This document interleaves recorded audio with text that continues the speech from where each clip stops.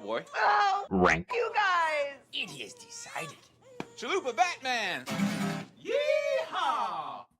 Yeehaw, what is up? I am Jeremy Schulman at FF_Rebel here on the Twitter machine. If you're following along, of course, this is Adjust the Ranks. We are doing our final Scott Fish Bowl live draft because most of your Scott Fish Bowl drafts have already kicked off. I am joined by, I'm going to stop pointing because I realize when I point, I always point in the right direction for me. And then later on the recording, it's the wrong direction. Look like a fool either way, but don't need to look more like a fool. Anyway, we are joined by Zach Berger here at FF Chalupa Batman. Zach, what is going on, man? How you doing? How's it going? Doing great. Awesome. Thank you so much for joining us. I'm especially happy to have you on the show because I know you are heavily involved in Scott Fish and have been doing the Fantasy Care stuff for a couple of years now. So if you can just maybe explain a little bit about what you do and how you're involved, and especially a little bit about Fantasy Cares, because after all, this is a charity event. We want to win a large pool tournament against a bunch of the best in the business, but it's also a charity first and foremost. Absolutely. So Fantasy Cares, we'll start with that. Basically, it's just a wonderful charity that brings us all together through fantasy football to then give back to other organizations around the country. As the big one is Toys for Tots, but they do so much with all sorts of different organizations. They've done stuff with teachers, with pet shelters, you name it. They did a coat drive a couple years ago. So we cover a lot, but the big one is the Toys for Tots toy drive every year and doing all the different shopping. So all the money that's raised through all the different Fantasy Cares events, because Scott Fish Bowl is the big one, that's the crown jewel, but they're doing events year round, whether it's March Madness or even the Masters, there's a golf thing going on, or just various contests. We did the jersey giveaways for the holidays. So lots of different things, and all that money gets collected, goes to Fantasy Cares, and then it gets divvied out to various charities. So one of the things that I get to do is go shopping for the Orlando area the last couple of years. So it's been fun. Bring my kids along and have them pick out toys that they would like so that other kids can enjoy it. So we spent $2,500 last year, and that was 163 toys that went directly to the Orlando area. So that was very cool. And that was just a small amount compared to some of the other locations. And we did that all over the country last year, every year for years now. So that's a big deal. As my role in Fantasy Gears, I'm just a volunteer. But I am the Orlando host for the live drafts. So this will be year 4 of me hosting by myself for the 5th year for Orlando Live.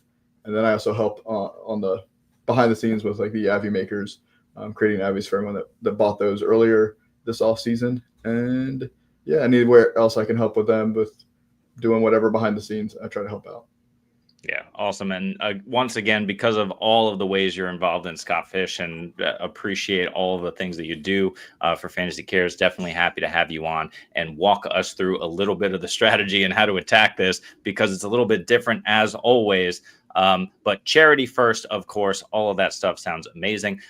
If you are unlike Zach and myself, then your draft has already started. I have a live draft in London going on, starting on Saturday. Zach, like he mentioned, in Orlando, they're starting on Saturday, and there's a few other ones. I know Jesse Muller's in Seattle. He's got 2 weeks until his kicks off, or a week and a half at this point. But most of you are drafting right now. Hopefully your draft is moving along, but not through 12 full rounds. So maybe this will help you out a little bit. Just in case you need a refresher, Zach, not you, but anyone who's watching, here is just kind of the scoring that we're dealing with this year. Again, it changes every year, but what we have here is 6 points per passing touchdown. Of course, that helps the immobile guys. But then, of course, you got to look at the mobile quarterbacks, because you get 1 point per rushing first down. You get 0.5 points per carry. So guys like Justin Fields are going very, very early in these drafts. So something to keep in mind. Of course, if you're playing on Sleeper, as I am, or MFL, you get those points per reception boosts. Sleeper especially 2.5 points per reception, and then 3.5 points per reception for tight ends. I absolutely love the tight end values, both early and late. You have the Travis Hunter rules on the right, and then we are position agnostic this year. It's a super flex, but then you have 9 flex positions. So draft 9 running backs, draft 9 tight ends if you want to. I might. And, we'll see exactly how that plays out. So, Zach, I know you had mentioned that you had started up in the first round. So why don't you tell everybody what that was looking like for you and how you're hoping maybe, the rest of this plays out without giving too much away. Sure. Yeah. So I actually started my draft on Monday with everyone else. I host the Orlando Live, but the last couple of years I don't draft there because it's just too much with we have 5 divisions this year drafting there. So Sure. I want to do my part and make sure everyone's having a good time. And not stress about my own draft. So I've already kicked off my drafting, but for me going into it, the first round, the wonderful thing about this ultra flex is you're not forced to draft QB, you're not forced to draft a tight end, and you really can go about it however you feel like it and really paying attention to that scoring. I think running backs definitely have it's like you said, it's all about volume. So running backs kind of have a leg up because they touch the ball so much more than any other position, but your premier wide receivers are still getting heavily involved. But I think there's a slight downtick compared to the running backs, and then your tight ends, your top tight ends with that premium make a big difference. And then after that, it kind of, in my opinion, flattens out. So I think the first couple rounds, you really can't mess it up too much if you're not even going with ADP, but just going within that general group. It's really after that, how do you want to build your roster? Which positions do you want to really tackle? Some people still have a balanced roster, and that's wonderful. Some will, like I said, will go all running back or all tight end or whatever. Really, the only thing you can't do is go all quarterback because you can only play up to 2 at a time. But you can also play 0 quarterbacks this year if you wanted to, and that's a first. So that's interesting. Yeah. The other big change is there's no kickers this year. So as silly as that sounds, that's still a bunch of players that were coming off the board that now don't exist in this player pool. So it's probably going to feel a little deeper, how deep you're really digging at the end of this draft. Not this one specifically, since we're not mocking all the way to 22 rounds, but those last few rounds in your actual Scott Fish Bowl draft might get a little weird. Yeah, totally agree with you. Listen, I'd love to mock the 22 rounds. I don't know if anyone would tune in to watch the entire show, so we got to cut it in half a little bit. But appreciate you again coming on the show. Appreciate everything you're sharing. And then can you just share who you drafted in the first round since you've already selected? So I'm the 104, just like I am in this mock, and I took Christian McCaffrey. Which goes against ADP, but yeah, I think. What was the reasoning? So he has not been healthy recently. I get that. Allegedly, right now he is healthy, and the 49ers have a quote-unquote soft schedule this year. So for me, with their passing weapons being a little all over the place because Ayuk's hurt, Debo's gone. So you have Kittle, and then you have Jawan Jennings, who somehow does well, and then Pearsall coming off of his rookie year. So CMC is still their biggest weapon, and they love to feed him. So I am banking on the highest potential of happening, and he could literally outpace everybody in the scoring. Worst case scenario, he gets hurt again, and I'm already going to lose Scott Fish Bowl anyway. There's 5,004 people in this league, so if you want any chance of even coming close to winning this, you got to swing for the fences and risk it. So for me, it's all about having fun. He's fun to root for. And so I'm going to go for the biggest potential. And if I crash and burn, I crash and burn. But at least it was fun while we were there. Hey, listen, I 100% agree with you. I have no issue with Christian McCaffrey wherever you want to take him. We cannot play and draft scared. Right now, he is going off the board as per Scott Fish Bowl ADP as the 10th overall player. So he's still going the first round. I've seen him, and you referenced this before we jumped on air, I've seen him fall into the second. I've seen him go to the very end of the second. I'm sure he's fallen. We could look it up here, but I'm sure he's fallen into the third in a couple of drafts just because people are scared off. Do not draft scared. At some point, everybody's a value. But at the 104, I mean, Christian McCaffrey, who's got the best chance to finish as 101 in this format? Christian McCaffrey's up there with some of the best names here in fantasy. So without any further delay, let's jump right into it. I'm going to fire this up. We've got a bunch of drafters waiting. We're going 60 seconds per pick, 12 rounds, as Zach referenced earlier. And once again, this is going to be our final mock draft since all of you are pretty much here in the weeds in these, early rounds, selecting your teams. We have Jamar Chase going first. I'm pretty confident we'll see Bijan and Brock Bowers within these first couple of picks here. Zach, what are you thinking? Because I know you picked CMC fourth. Did it go Chase, Bijan, Bowers in some order for you, or what were you looking at the four outside of CMC? Yeah, it went Bijan, and then it went. I'm gonna mix it up with this draft just because I want to do something different. We'll try this one. It went Bijan, Chase, Bowers were the first three picks. So I could have taken like a Jahmyr Gibbs or a Barkley or something like that, but like I said, I decided 2 weeks ago, after doing some research and looking at ADP and all that I was confident that CMC would be there for me at 104, and that's who I wanted to target. Yeah, like I said just a minute ago, there's no problems there. It makes tons of sense. However, you chose to mix it up, as you mentioned, and choose Lamar Jackson. I saw one of a buddy of mine in a different Discord chat. Let me find it, but it was like Lamar at the 204 or something ridiculous.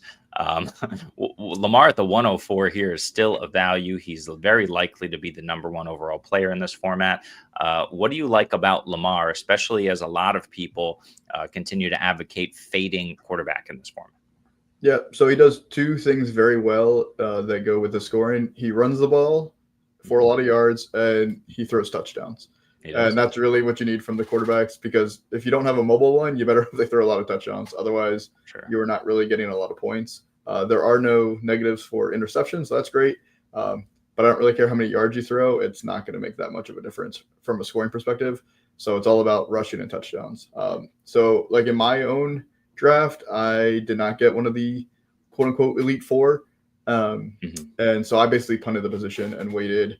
I think I took one in round 8 or 9, so I took my first quarterback, which is very unlike most scout officials in the previous years. But the way this sets up, like these are the same three quarterbacks that went in the first round of mine. Now Josh Allen went at 105 in mine, but then Lamar and Daniels went on the back half of the second round, or first round, and Hurts was gone early in the second. So once those first four went off the board, I never once considered taking a quarterback. Until I even looked at like the round 4 or 5 for another mobile guy, and they went too early for me for where I was. And I, again, continue to just punt the position down the road, along with tight end as well. If you're not getting one of the, probably I would say top 3 elite tight ends, then to me, it makes more sense just to stack up in other positions and chase volume. To me, this is all about getting as much volume as you can early on in your draft, and then you're going to hit a point in the draft where I don't want to say everyone's the same, but everyone's kind of in that. You hope they break out, you hope that they see some volume, but you're not going to expect the volume, and you're going to hopefully be carried by the top 4 or 5 picks of your team, and then the rest you're just hoping for spike weeks. Yep, 100%. I totally agree with you.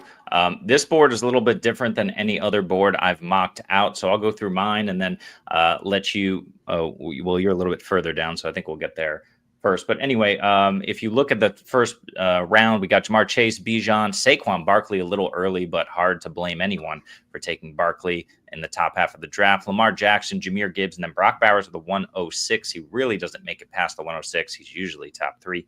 We got Ashton Genty, CeeDee Lamb, Josh Allen, Jaden Daniels, Justin Jefferson, and I went Trey McBride and Jalen Hurts at the turn. Christian McCaffrey was there for me.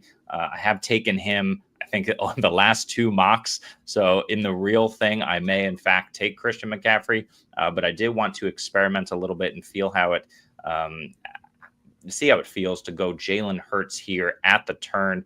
I want one of these 4 mobile guys. Jaden Daniels is kind of my dream. Really, any of the top 3 is a dream here. I think there's smashes at the quarterback position at the turn. But Jalen Hurts will be interesting to see how it shakes out. So that is the first round. Let's talk a little bit about the second round, Zach, with Hurts, CMC, Nico, Henry, and Achane. Who are you hoping in this mock falls to you now that we see who has gone off the board? And let me pull up the board. We don't have the exact Scott Fishbowl settings here because sleeper mock drafts are a little bit limited in what you can do in terms of the scoring settings. But you see Burrow still there. So a high-end quarterback, though not a runner. Neighbors, Amon-Ra, Puka, Drake London, if you're a believer, like many are. What are you thinking here about this next pick to pair with Lamar? Yeah, so I'm looking at the high-volume receivers. Really like Puka in this scoring. Even Drake London has a lot of value, but he's been kind of slipping to the third in a lot of places. So I'm going to take Puka here since I didn't get him in my actual draft. I was targeting him. But if the wide receivers don't fall to you like they might not, there's still plenty of running backs that still carry a lot of volume that I would be targeting as well here. So in my actual draft, I took Josh Jacobs since Puka won a couple picks before me, since I felt like he was the best running back left on the board for me that was going to see significant amount of carries. Yep, I'm happy with Jacobs. You see the running backs taken in the second. After CMC, it's Henry, Achane, Irving, Taylor, Chase Brown. So you had mentioned that, Josh Jacobs. Do you like Jacobs above most of these guys for this season, or what are you thinking here? Yeah, I would take Jacobs before anybody that went after Derrick Henry on this board. As exciting as Devin Achane is, and he could be great with lots of dump offs like he got last year, I still feel very queasy about the Dolphins offense going into this season. So I'd rather, as much as I wanted to risk it with CMC, that's still a lot of known quantity as much as there's an injury risk. Whereas I don't know what's happening with the Miami Dolphins offense. Are they going to go back to 2 years ago, or is it going to be like last year? I don't know, man. It's so difficult to figure that out. We'll talk about that in a second. I have the opportunity here to look at someone like a Breece Hall, potentially at the running back position. Kyron Williams is still there. But I am going to do what I kind of really hope happens for me. And I'm not going to take Burrow. Like I said, he doesn't run. Drake London is right there, ripe for the picking. I'm going to pass on him as well. And I'm going to take, if I can find him. Oh, no. Oh, no. Where is he? There he is. Did I get it in time? All right. George Kittle, just to double up on the high-end, tight-end volume. Look, I really think it's an advantage, especially on Sleeper. We're 3.5 points per reception. And then these guys are bound to be, with McBride, Kittle, Bowers, bound to be the number one targets on their team. Certainly, they could be the number two target if things shake out slightly differently, but I don't think they're going to take a massive hit. You know they're locked in for heavy volume. You can probably put someone like Travis Kelce, like Mark Andrews on that list as well, even though they had slightly down seasons last year. But for me, tight end is king. And like you mentioned earlier, I want to avoid tight ends in the middle rounds as much as I can. How are you feeling about these three tight ends? And then after these tight ends, are there anyone else that you're targeting? Yeah, so all three of these should go within, like you said, the first 2 to 3 rounds. After that, I'm punting that position until your back half of your starter. So you start 11 players. So I'm looking more in rounds 8 and later to see what tight ends are still available and who I think could get some targets and then turn that into some catches, because that's where the points are coming from. But to me, there's so much sameness. The other thing I want to point out, nothing against how anyone's picking, but like a Joe Burrow, I think is overvalued in this type of scoring. Patrick Mahomes, those types of players that they are good players, especially in real life, but they seem to not run, which is fine for real life, but in this type of scoring, it's not ideal. So I would rather wait. And to me, there's really no difference in a Joe Burrow if he ends up being his peak is almost a Matt Stafford, who's going possibly in like the double-digit rounds, just from if they're both throwing 30-ish touchdowns, neither of them are running. So the yardage difference is going to be that difference. I'd rather get other value elsewhere. Is how I approach this type of league. I agree with that. I feel like Burrow is certainly safe. You would expect probably 40 or close to 40 touchdowns from Burrow. Stafford might be a stretch at his advanced age at this point, but certainly the offense and the weapons are there around him. But, we've got all different approaches here. You see at the 2 spot, we got Bijan, Chase, Walker, and Hampton. At the 7 spot, we got Genty, Bucky, and Kyron. There's Mike at the 7 saying beast mode, Genty 2.0, with I think what he was referring to as Kyron Williams or Genty himself there at the 1-7. I'm going to just give me 1 second. I got to run to grab the door, but can you talk a little bit about running back and or your next selection here? Sure. So with my next pick, I'm going to take Marvin Harrison Jr. I know a lot of people think he had a bad rookie year.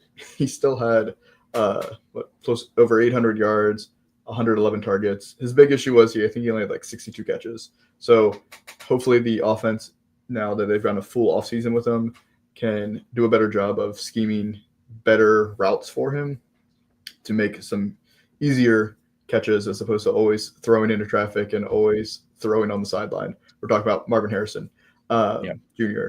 And so I think he will get an uptick. I don't think he hurts McBride at all. I think McBride's still very safe. But I think there's still plenty of room in that offense with Marvin Harrison getting like a 22% target share last year. I expect that to go up a little bit, but I expect his targets to translate into more catches this year. So I'm going to chase that talent and the potential volume there. Yep, I love that. And of course, we're all high on McBride. I think Harrison, we believe he can make the leap. It really depends on what you think of Kyler Murray. We especially have a defensive-minded head coach, and that Arizona defense is theoretically getting better by the year, especially with at least the pieces they're adding there. Whether it all comes together, we'll see. But last year, at the second half of the year, that defense was looking good. So, maybe they have to do less, but Kyler Murray is just going to be Kyler Murray and run around like a maniac.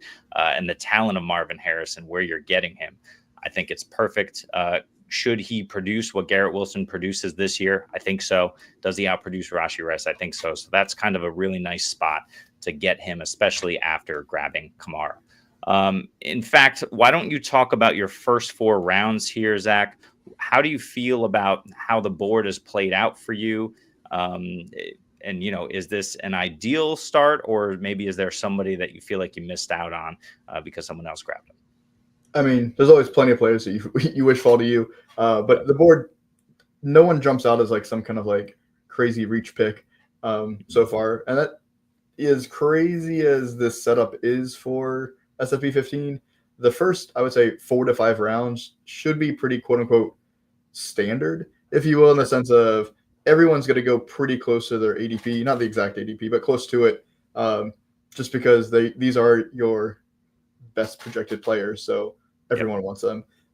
It's those middle rounds when everyone starts then going into their own strategy, their own takes of who they think is going to be a breakout or whatever. For me, this is very different than my actual Scott Fishbowl draft, which is totally fine. But again, I'm just trying to chase volume. So I picked Lamar because of his running and how many touchdowns he throws.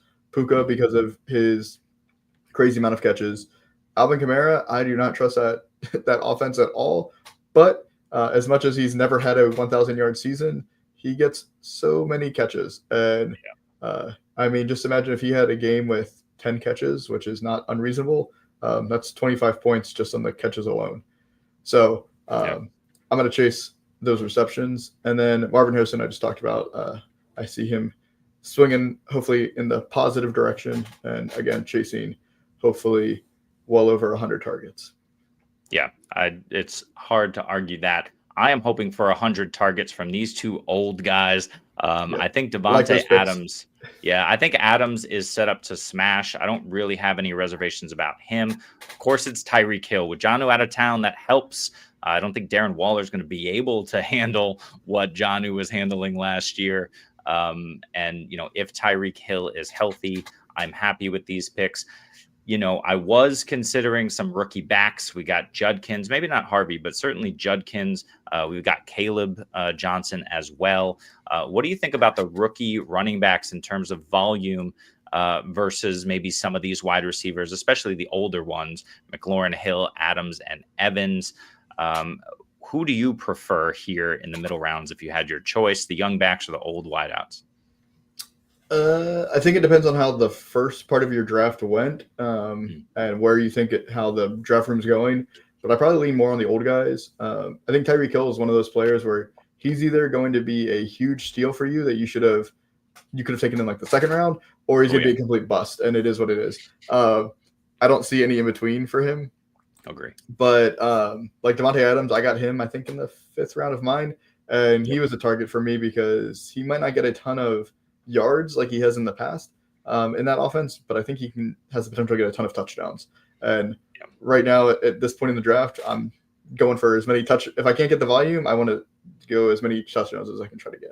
So I like Devontae Adams. Love that. And Jamie, we appreciate Jamie. It's Chalupa Batman. Jamie, go back and listen to the intro I cut. I had to cut an intro from the league, for Zach here on the show. If you take a look at the 5th round, as you referenced, after Adams, it went Sam Laporta, probably going where he should go.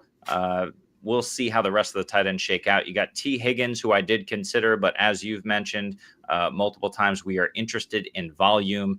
And as long as Chase is healthy, T isn't going to get the mega volume that we're looking for. You got Mike Evans, who hopefully gets it, but he's aging out. RJ Harvey, Justin Fields in the 5th round. This might be the latest I've seen Fields go. Do not sleep on Justin Fields in this format. Devonta Smith, Joe Mixon, Kyler Murray is another one, although that's about where he's going, maybe earlier in the 5th or back into the 4th. DJ Moore, James Conner, and Baker Mayfield. A lot to chew on here, Zach. What sticks out? Sure. So RJ Harvey, I'm a little concerned with his workload, but he could be a stud. It's the problem with the rookies is we don't really know exactly what kind of workload they're going to get, or at least a start. Devonta Smith, I think, is a great player. I'm concerned about his target share in that offense just because they've been so run heavy. For sure. But he's one of those guys that could easily have some spike weeks for you. But I could also then see him have some duds. And then let's see, DJ Moore, I'm also concerned about the offense there just from so many weapons. And a new regime now. Will he still be the number 1 target or not? So there's definitely some risk there. Again, I think it's where he's supposed to go, but I'd be concerned. Yeah, I hear that. But with Barkley, Taylor, JSN, Wilson, I don't mind adding the DJ Moore. Like you mentioned, you do need to assume some risk, especially depending on how the early part of your draft goes. This particular draft at the 103 looks excellent in my view. So DJ Moore there is an acceptable risk because he still could be and maybe should be the number 1 target. We'll see if Ben Johnson likes him enough and if DJ Moore can change his attitude. That really seems to be the only thing holding him back right now, other than Caleb's misfires. But, I think you have to give the Shane Waldron-led, even if only for half a season, the Shane Waldron-led Bears offense a mulligan last year. And we hope they can do better this season. A couple of things as we go through here. Jamie, bringing up your cocktail playbook. I'm not sure we mentioned that at the top, Zach. Why don't you talk a little bit about that? Because I've seen this thing and it's pretty impressive. Why don't you tell the people what the cocktail playbook is? Sure. So it's called the Cocktail Playbook, 32 game-changing recipes. So I did some research on lots of different cocktails and the different cities, regions, and various NFL teams. So there is one cocktail for every NFL team, themed to them. And I try to really pay homage to that city or that region as much as I could. It's not just, this team is red, so here's a red cocktail. And I really try to find recipes that you can actually make at home that are pretty common ingredients, because I get frustrated when I see some amazing drinks out there and I'm like, oh, what is that? And I look it up. I'm like, I'm not going to spend 30 or 40 bucks for this random liqueur that I need 25 or a quarter ounce or half ounce of, and then never use it again. So I try to use easy to follow recipes, common ingredients, and then a wide variety. So if you like tequila, there's a few tequila drinks. If you like whiskey, there's some whiskey drinks. And then there's an index in the back of the book. So if you're in the mood for a specific type of liquor, you can find all the teams that have that liquor in that drink. It's all available on Amazon, and it ships internationally too if you're international. But it's real easy to look up, just the Cocktail Playbook. You'll find it. There is a hardcover, paperback. If you are going to display it in some way, I recommend the hardcover because it just look significantly nicer. If you're going to like put it on a bookshelf or slide in a drawer somewhere, I take zero offense to that. Save your $5 and get the paperback because you don't need the hardcover. So, but yeah, everything's on Amazon. But yeah, it's a lot of fun. Great for different if you're gonna have parties or if you just want to try a drink every week of the season. Technically, you do like 2 drinks a season, you'll cover the whole year. But I guarantee you'll find at least one drink you'll love, but you'll probably find at least half of them you're gonna love. But and if you're like Jamie, you get the hardcover so you can display it and have a talking point at those parties where you're serving those drinks. And of course, you need to have weekly parties, watching football, making cocktails. It doesn't sound like it gets better than that. At least have a drink. That's it, man. That's it. All right. So we've ignored the draft long enough. You see 4 tight ends going off in round 7? In round 6. So through 6 rounds, we have 8 tight ends off the board. I took one in Mark Andrews at the 6-12. I just think people have a sour taste in their mouth from the first half of his season, how he ended the season with that big drop that kicked the Ravens out of the playoffs. But for me, he's the one. And Zay Flowers, as much as we love Zay Flowers, talented guy, right? Josh Downs, talented guy. The problem is the role for Zay Flowers, in my opinion. He's just not utilized in the red zone. And when you have a big body like Mark Andrews and then Isaiah Likely, got DeAndre Hopkins in town and Lamar running it in with Derrick Henry back there, Zay Flowers for me is not a guy that I can really rely on more than 6 touchdowns. Mark Andrews, for as terrible as he was for fantasy for you last year, he scored 11 touchdowns and was awesome over the second half. So you really need to get back in on Mark Andrews, in my estimation. But Travis Kelce, absolutely love the value on these tight ends here. And then Jameson Williams for me, he's not going to be a volume hog most likely, although we kind of do expect an uptick there. We know Amon-Ra's in town. We know Gibbs is getting work as well. And Laporta could challenge him for total targets, but J-Mo is just such a game breaker. I want those guys like Devon Achane as well. Those are the game breakers that can win you weeks. So those were my picks there. Anything else for you, Zach, in the 6th round or even going through here the 2nd round as you pick David Montgomery?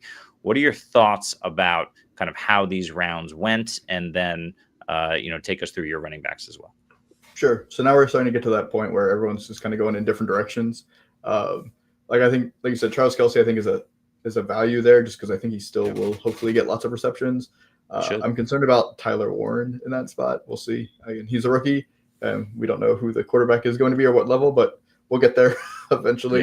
Yeah. Everyone else kind of seems to flow normally. I don't love, honestly, the quarterbacks that have now gone between really any of the quarterbacks in the 6th or 7th round. I'm not loving at that value. I think people, because a lot of quarterbacks have went early, are like, oh, I got to grab a quarterback. I need my second quarterback. You don't need a quarterback that right now. Like you could wait. Because to me, none of them are running quarterbacks. Trevor Lawrence just went and he could run a little bit, but I'm just not loving the value of all these pretty immobile quarterbacks when there's still plenty of other players on the draft board that you could take and then still get. I mean, I don't like to call players out before they get picked, but like a Geno Smith, what's different about Geno Smith than any of these quarterbacks? And he might not go for another 3 rounds. So that's, again, how I'm playing this league, but to each their own. Nope, I agree with that completely. And a guy like Baker, I know he ran a ton last year. He's in a great offense with a great offensive line. I think he belongs there behind Kyler Murray. As much of Baker Mayfield gives his team a chance to win the Super Bowl and Kyler doesn't, just for fantasy, we know it's a completely different game. And like you're mentioning, Geno Smith or Matt Stafford, who you referenced earlier, what's the difference between those 2 guys and a Ben Johnson-less Jared Goff? I don't think we're going to see a ton of difference there. Jamie says, coming up on a 6th pick, thinking McCarthy or Kelce in the 6th round. Jamie, I love Kelce in the 6th round, but I really, really am a fan of J.J. McCarthy. You mentioned it, Zach, that he's not exactly known as a running quarterback. However, he has the ability to run. So can he Brock Purdy his way to a couple 100 yards? I think it's absolutely in the realm of possibility. And personally, I'm banking on Kevin O'Connell more so than I'm banking on JJ McCarthy to be a star. We know who Sam Darnold is and was. I do not expect Sam Darnold to repeat what he did last year. I'm putting that all on Kevin O'Connell. What are your thoughts on McCarthy? And, who would you pick in this format, McCarthy or Kelsey? I would take Kelsey, and I wouldn't give it much hesitation. I don't know if Jamie already has another quarterback, but McCarthy in the 6th, it just doesn't give me enough value compared to Kelsey. If this was like McCarthy in the 8th, then yeah, that's a fine pick for me. But yeah, to me, this screams take the value in Kelsey. We saw him go in the 6th round in this draft as well. Now, he could be continuing to regress. He could be a dud. I get that. But the way that offense is built and his skill set, he could still be a target monster and a reception monster. And in this scoring format, those receptions really add up for the tight ends. And I just don't see that upside with McCarthy. Yeah. Again, I agree, but I do like the upside of McCarthy, but I am taking Kelsey there as well. I think Chev is responding to me saying I like McCarthy. Chev, you can go ahead and let me know if that's correct, because I think you are not into JJ McCarthy. Jamie says he's got Barkley, Taylor, Kamara, Hubbard, and Higgins. Jamie knows what's up. He was on this show. I think what's today? Wednesday? I think he was on the show Saturday, a couple of days ago. And he absolutely smashed the draft out of the park, so much so that I'm kind of mirroring what he was able to put together with his tight ends a little bit. But yeah, great start, Jamie. Well done. I'm on the clock here, so I'm going to make my pick. Zach, what stands out to you here in the 8th round? What values do you like? Let's see. In the 8th round, I was hoping that Ted McMillan would fall to me. He got taken 1 point before. I just feel like he's going much earlier in most drafts. Chris Olave, I didn't consider since I already have Kamara, and I don't need 2 players from the same team that we already are concerned about that offense, and I'm going after volume. But I think if I didn't have Kamara, then Olave is a high-risk, high-reward player. And let's see, Dak Prescott, based on where the other QBs are going off of, makes sense there. Chris Godwin, I'm concerned about his injury coming back, but otherwise he could still – I mean, he was, wide receiver 1 before he got hurt last year. So plenty of upside there. And I know you just took Cam Scadaboo. Scadaboo, I'm so concerned about that running offense there. But at this point in the draft, you're just trying to take some potential, so I get it. And I do like that Deebo Samuel pick, because he could run the ball too, and those carries count. But there's not really anybody there wide receiver wise other than McLaurin, so he could get plenty of targets. And McLaurin's not there yet, right? So that's the concern. He'll be there, but I mean, they're gonna have to pay him because they want to go and try and win a Super Bowl. So they'll definitely have to pay him. But Deebo, listen, he's getting the praise. I think Deebo is still the same guy. The problem has been health, as with a lot of these guys. But if health is the only issue, look, we're not going to have an issue where Deebo is concerned about his role on a team that has a chance to go to the Super Bowl, right? And this this Commanders team is well coached. We know who the quarterback is. I do not expect regression there from Daniels too much. And they're just helping him out along the offensive line with his weapons, like adding Deebo. So I think that team's ready to roll, and Deebo could be, certain weeks, certainly the number 1 target. There's another guy in Washington I like, Zach Ertz, not yet off the board. I really like him in this format as well. Talking about Scadabo here, Caleb Johnson went, so that was the guy I wanted. I also wanted Ingram, and I have taken Pitts in this spot, so I'm really happy with all of those picks at the back half of the round. But you see what happened there in the 9th after Deebo. It's Najee, it's Xavier Worthy, who some people believe is the one in Kansas City. I'm not there yet. Jacoby Myers, Jalen Warren, Javonte Williams. So you get the potential for a starting running back here in the 9th round in Javonte. CJ Stroud, he's got all the weapons. Problem is he doesn't have an offensive line. And then David Njoku, a nice value there.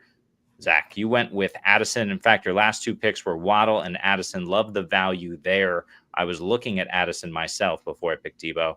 What do you think about these 2 wide receivers here with your 8th and 9th round pick? Yeah, a lot of risk because Addison could get suspended, and Waddle feels like he's limping off the field every other quarter. But their offenses are hopefully strong, and the fact that Jonnu Smith just left, hopefully Waddle then gets a little bit more targets. I was hoping for Njoku, got taken right before me. And then I like Jawan Jennings. I just didn't want to take him. I just decided not to take him, but I think he has good potential. And then basically everybody all the wide receivers I was looking at before me went off the board. So that's where I fell with Addison. But overall, I think it was a pretty good round from everybody there of trying to just grab value and potential. Yeah. What are your thoughts? Speaking of value and potential, I can't stop looking at the 102 with Ridley Odunze and Stephon Diggs. What are your thoughts about those wide receivers? I know everyone's pretty high. There's Pearsall as well. We got a couple of high, hopeful young guys and a couple of older guys that we hope get the volume. Is there any 1 or 2 of those receivers that you're overly concerned about or you think is absolutely going to smash this year? So I'm concerned about Ridley because of Cam Ward and that offensive line, but I think he has his best quarterback he's had in a couple of years, so there's potential there. I do like Rome Odunze. Stephon Diggs, if he didn't just tear his ACL, then I'd feel better. This early as we're drafting, it's hard to see how ready he's going to be. If I knew that he's going to play week 1, I think it's a great pick. If he ends up not really being able to practice fully all preseason and it takes him a few weeks to get ready, maybe that hurts him, or maybe the rest of the season he's totally fine. And then I do like the Ricky Pearsall pick as well. So I think they all have their risk as any player would at this point in the draft, but they all have the potential to help you win this league, which is what you should be drafting for. 100%. And Josh Downs has that potential too. The problem is his quarterbacks don't seem to have much potential. We're hoping for Danny Jones and Indy for Josh Downs and the rest of those weapons. Yeah. Yep. Yeah. And hey, I think it's a good bet at the moment. We'll see what happens there. Anthony Richardson supposedly healthy and ready to go for camp. I don't know. I don't know that it's going to matter, but we'll see. He does need to stop removing himself voluntarily from games in order to be on the field and play. You look here at the 10th round, we got Shakir Pearsall, Colston Loveland. I don't mind the shot there because it's so late, but there's a few more tight ends I would take instead. In fact, I might get the opportunity to double tap as we go. I told you I'm going to take a lot of tight ends, and I am not backing off of that. You picked Downs, Michael Penix, and Cam Ward. I much prefer Penix. We saw a little bit of it last season, which was great. So happy there. Charbonnet is, you're just hope he walks into volume. He's in a great offense. The problem is Kenneth Walker, when healthy, has proven to be the preferred option and the better option there in Seattle. But a new offense, new quarterback. We'll see how it goes. Jake Ferguson, Garendo, Mason, who was my only other real selection other than maybe some quarterbacks. So we are going to double tap tight end here. And I'm going to actually take that guy second. First, I'm going to go Tucker Kraft. Tucker Kraft has the opportunity to be the number 2 target. He's probably not the number 2 target in a heavy run volume offense, at least with what we saw last year. However, again, 3.5 points per reception at the tight end position and all the first down points you want. And Jonnu Smith. So we got to talk about these 2 guys, Zach. I'm going to force you to talk about them. Jonnu Smith, I think, is ridiculously undervalued. Personally, I didn't see a chance that he was going to replicate what he did last season in Miami. But since he's moved on from Miami, it seems that people have just thrown his fantasy value in the bin and are just completely done with this guy. I don't get it. His only competition is DK Metcalf. And you know what? Metcalf doesn't separate. Aaron Rodgers loves guys who separate and guys he can trust. Can he trust DK Metcalf, especially in the red zone? I think absolutely. but Metcalf hasn't really been a target hog every year of his career. Jonnu Smith has an opportunity. He's hand-selected by his guy, Arthur Smith. They brought him in on purpose. I think Jonnu's undervalued. And then Tucker Kraft scored, I think, more points than Zay Flowers in this format if you use last year's production. So what do you think about these guys and any other tight ends off the board here? Yeah, I think at this value, honestly, the last three between Kincaid, Jonnu, and Tucker are all good value. My concern with Tucker is just all the different offensive weapons there, and they seem to want to be a run-heavy team. Very true. With Jonnu, like you said, there's not a lot of competition. It helps now that they have Aaron Rodgers there, which is fun to say. And Don Kincaid, I think, could see potential bounce back. I think that's all good value. I don't love the Loveland, Ferguson, Strange, Goddard. I mean, all those, it's so late, I guess, go for it. But to me, I don't know if they're really adding a lot of, even with the tight end premium, potential upside, because they're just, none of them are even really top three for their target share in their team. Yeah. And agree with that. The thing that you have to, well, Ferguson, I would argue, is top three. But the thing that you have to really, this is true. This is a good way to phrase it. He might be third. But the thing that you have to consider is that the scoring format lends itself to these tight ends. We talk about how poor these tight ends are, but we don't talk about the fact that in this scoring format, Mike Gesicki scored as many points, I think, as Ricky Pearsall last year, right? There were 14 tight ends who had over 600 yards last season, which, if you heard that stat 2 years ago, you'd be like, that's ridiculous. There were maybe half that many. But 14 tight ends over 600 yards. And then, of course, 7 tight ends over 6 or more touchdowns last year. And that's, of course, with quote unquote down years from Mark Andrews, from Travis Kelce, who did end up finishing just fine. So I think our perception of tight end is still kind of stuck in the past a little bit. Now, will that continue to the future? I don't know. There are some really kind of strange and different things that we're navigating here with NFL defenses and what they're trying to do. We saw the Miami Dolphins completely pivot from their wideouts, as you referenced earlier, and go to Achane and Jonnu a ton. So we're still in this flux period, but I think that tight ends have the opportunity to really break out. And look, you want to find the Jonnu Smith of this year. It's not easy to do, but why not take 20 shots at the end of your draft and try and find them? Yeah. But so to me, that's more of like a Kincaid than it would be a Dallas Goedert.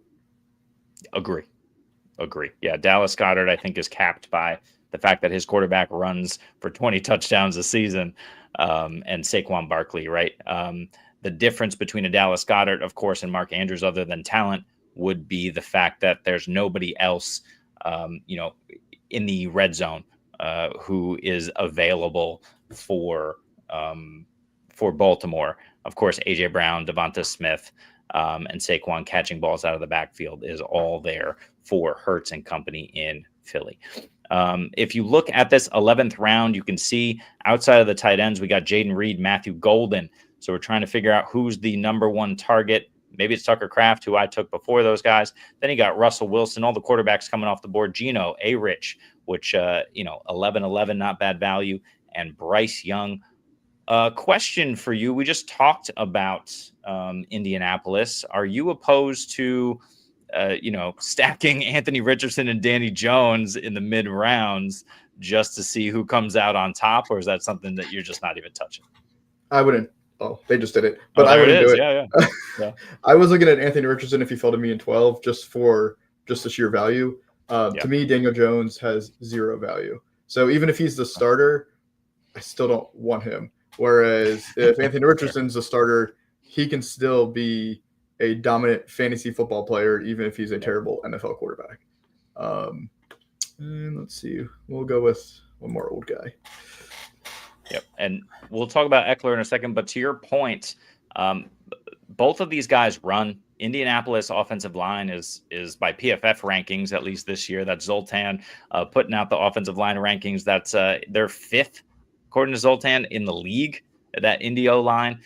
So potentially these guys have time. I don't know that it matters, but at least they have time to dance around and then maybe run the ball and get you those points. But yeah, it's really tough between Pittman's injury and what happened with him and him falling off last year, and downs utilization being up and down. It's really difficult to figure that out.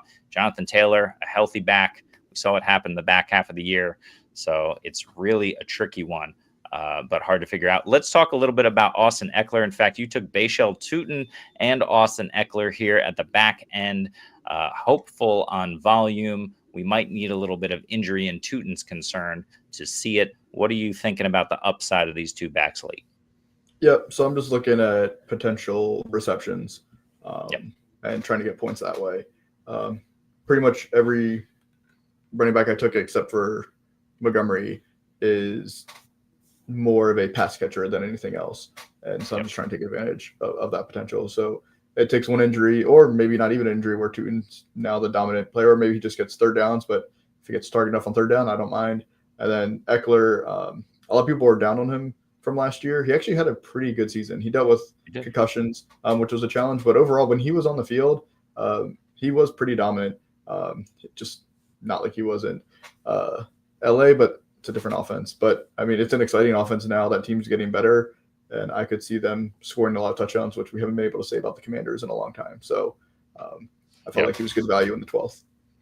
Yep, I love that. You see the rest of the draft play out. Tajay, Jaden Blue, Darnell Mooney.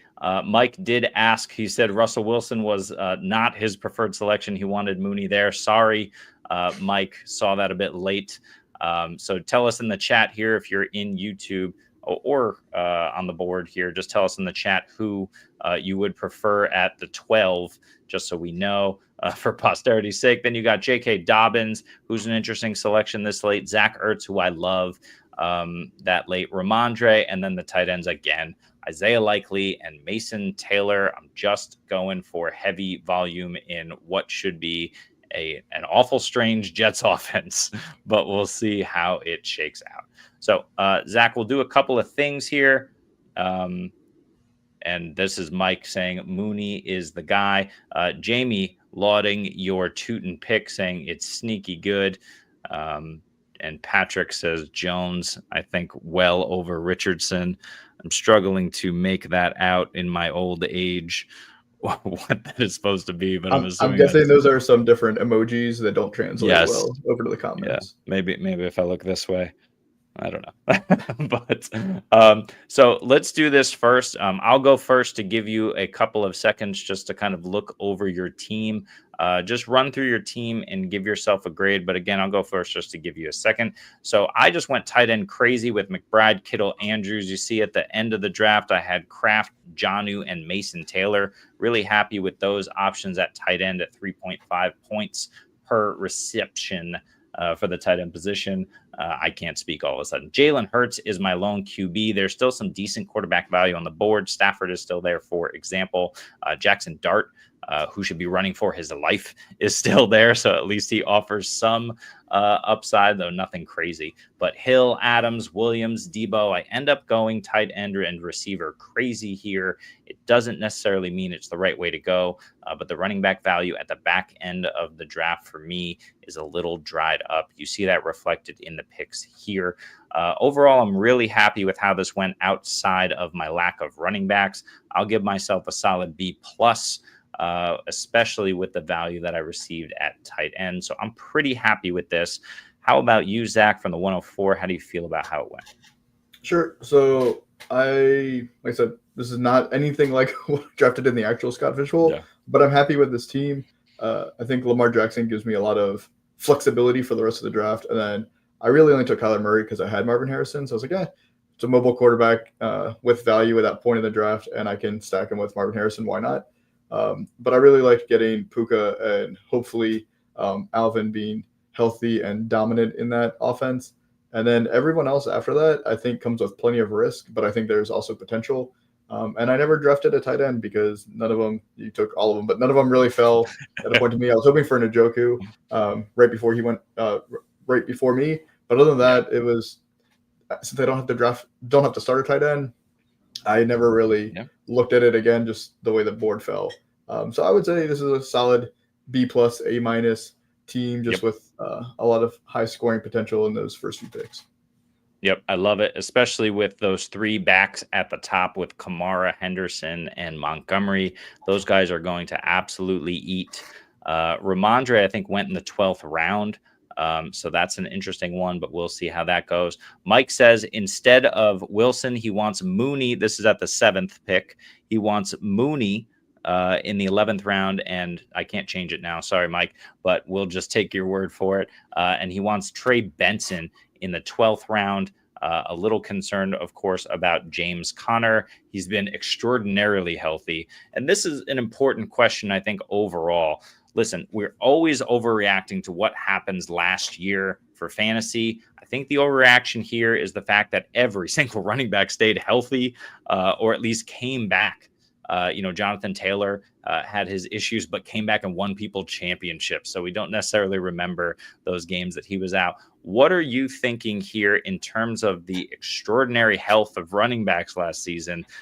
They're still the most volatile position in fantasy in terms of health being a problem for them. Does that scare you off at all? Or are you just like, well, forget it. The upside is too big, especially in a tournament with scoring like this.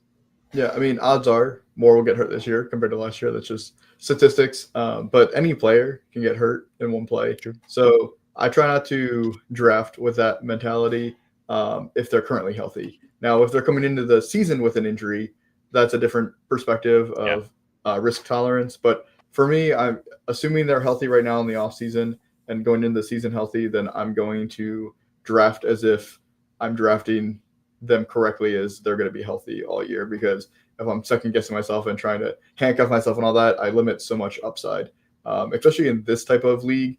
For you to even have a chance of winning, it's basically like a massive best ball tournament that you need everything to hit correctly anyway. So you might as well draft as if you're correct. And then if you're wrong, you're not going to win anyway.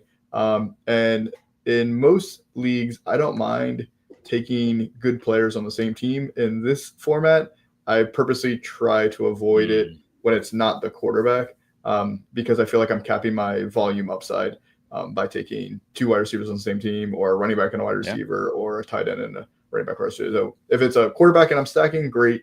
But otherwise, I'd really like to avoid having players from the same team. Maybe late in the draft, maybe a running back as like a handcuff. Sure.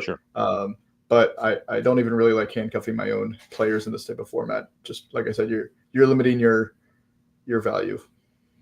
Yep, totally agree with you. Follow-up question, you referenced it already, stacking. How important do you think stacking is in a large tournament like this? You referenced 5,000 people. In order to be in that top 1% and have a chance to win it all, you really need to, almost like best ball, bank on the end of the season, those Jonathan Taylor performances, those Alvin Kamara Christmas Day 6 touchdown performances. Stacking does help you get there in best ball. Is that something that you're kind of hoping falls to you in terms of the value of a stack, or are you just not even really paying attention? I think if the value is there, then sure. I think that gives it a little extra edge, but I wouldn't reach for a player just to try to make a stack happen, because then I think you're leaving other high value potential on the board. So it really just depends. I don't think you need to stack to win this league, but I don't think you need to avoid stacking either. I think it's, if the board falls right where you can make a stack happen, great. But I wouldn't force it. Perfect. Love that. That's why, Zach, you are on this show. You got to let us know where we are erring. We will end the show on this with one final question as we look at the board. We're going to exclude both of our teams, and I'll give you a few seconds, and I will again go first. Choose a team or two that you just really like to build, you think is really good, or at least really interesting. I'll begin with the number 2. We brought it up earlier, but Bijan, Chase Brown, Kenneth Walker, Amarian Hampton, James Conner.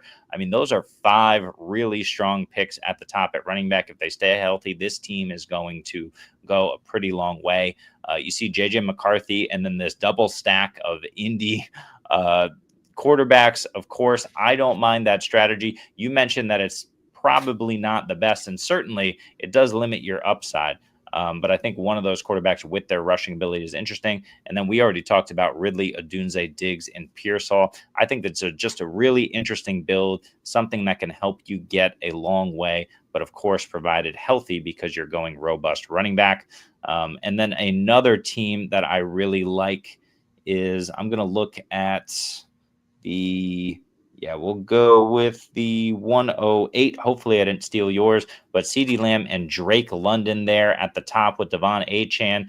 Achane seems to be the darling once again this year with just what he can do. Super explosive. Lamb and London going to get that volume. And then outside of Patrick Mahomes, who I agree with you, I rather would have taken a Bo Nix, for example, at the 409 than Patrick Mahomes in this format. But Harvey Etienne, who's super undervalued, Jalen Warren, and then these tight ends. I'm happy with this team, especially at the top.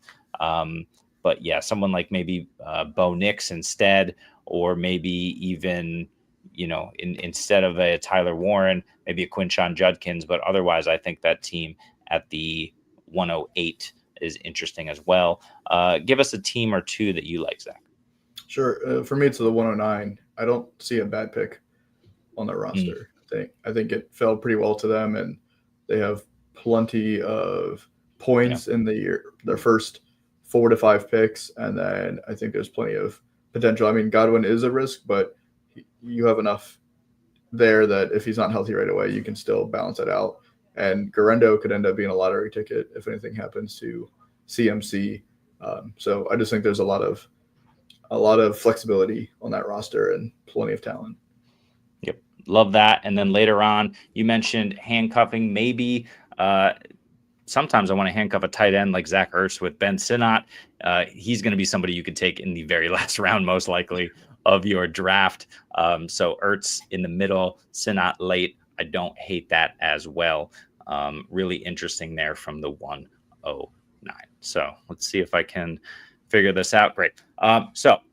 Zach, thank you so much for joining us. This has been Adjust the Ranks. There's a few pieces of business before we get to some more important stuff from Zach to close us out. First of all, we are the Fantasy Football Universe. We have a Discord. All you need to do is DM us. I will also link it in the description of this video. If you were watching later, you can just jump in the Discord, chat ball with the Fantasy Football Universe. That's myself, Jesse Moeller, SC Romero.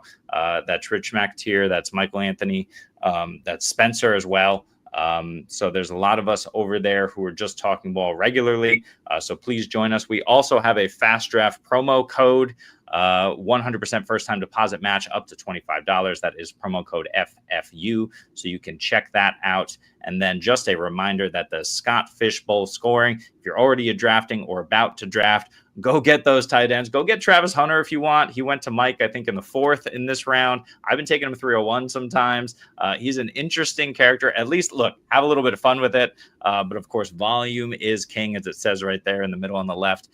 Scott Fishbowl, you have to just make sure that you are doing your best here to really just map out, as I'm distracted by our format. Yeah, this will do. Really just, map out the best strategy and team that you can. Jamie, we all appreciate you. And then, of course, Brian asks, when will the Challenge Best Ball League begin? So let's address this question before we get into the outro for you. Sure. So it'll be happening soon. I'll probably put together in August just because so much going on with Scott Fishbowl, but it'll be happening. Do you want to talk a little bit about that? Oh, sure. It's just a bunch of us that are big fans of the Challenge, MTV The Challenge, and we just had a Best Ball League put together the last couple of years. It's just a fun league, but we're going to change it up this year to kind of go with the Challenge theme and do a guillotine league this year. Yeah. So someone gets eliminated every week, just like they do on the Challenge. Awesome. Love those leagues. Love the, I think I was in one guillotine league last year. I lost in week 1 because I bet on the Jags. That was a bad bet. But anyway, don't be like me. Be like Zach. Join Zach's leagues. DM him. Check him out. He's all over Twitter and everywhere else. Zach, why don't you tell some people about some of the stuff you got going on after this Orlando live draft? Sure. So I don't really put up content much anymore, but I am with Fantasy and Frames as their director of content. So I'm more behind the scenes helping with them. So you can go ahead and follow them and all the great people over on that team. They put out a lot of great work. And like I said, otherwise you can follow me at FF Batman. And if you like alcohol or football, feel free to check out my book on the cocktail playbook on Amazon. Yeah. Who doesn't like alcohol? Who doesn't like football? Let's combine them. Let's have as much fun as possible. And, fantasy football. Look, friends don't let friends draft drunk. But at the same time, make sure that you are doing your best to have a good time, because after all, whether it's charity, whether it's your friends and family league, the whole point is to have fun and enjoy yourself. So with that, thank you so much, Zach, for joining us. This has been Adjust the Ranks. We are live weekly on the Fantasy Football Universe. We're over on YouTube specifically, but more so on Twitter, TikTok, all over the place. So check us out for daily content just like this, and we will see you next time. Mock, yeah. Ing, yeah. Bird, yeah. Yeah. Mockingbird.